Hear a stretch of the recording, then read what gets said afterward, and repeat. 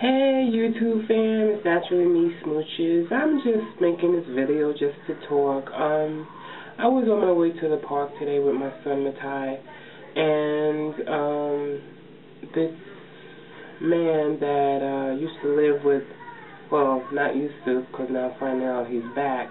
But I have a neighbor that a couple of weeks ago, she and her boyfriend had a fight to the point that he physically attacked her by choking her and throwing her on the floor, and she had to go to the hospital because when she was thrown on the floor, she did something with her arm. She didn't break her arm, but she kind of I guess sprained it or whatever, and it was in a cast. And I happened just to see her that day. He was moving out. She had all his stuff packed up, and she said she was done with him. And this was actually the first time he's done it. He's supposed to be a church man, and she said he's just been acting strange lately, and she was surprised of his action. And of course, you know, I was her shoulder, and she talked to me, and you know, I gave her. I wouldn't call it advice. I just gave her what I would do.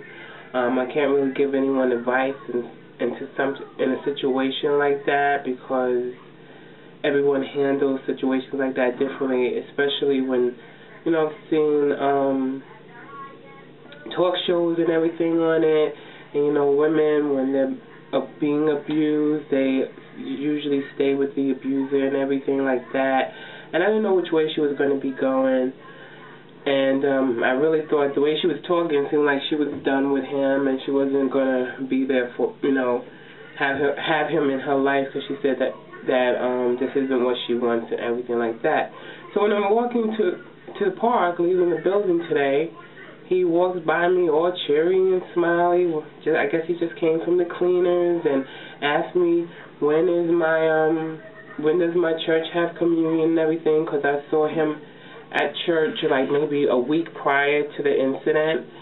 And you know, we briefly talked and everything, and I'm like, wow, looks like he moved back in. You know, I haven't seen her in a couple of days because of the way she works and everything like that, so we don't see each other that often. But I'm like really shocked to see him, because the way she was talking, it was over and everything like that. Now, I'm not understanding, you know, this whole battered women syndrome, and I guess because I haven't experienced it, I really can't give advice on what to do. I could just give the opinion of what I would do, because growing up as a child, I saw my mom being battered like every day by my stepfather. And not only that, he was also a drug addict, so I witnessed him shooting up drugs. But basically, the beating up part, I saw a lot. She used to have black eyes, you know, swollen lips and everything like that.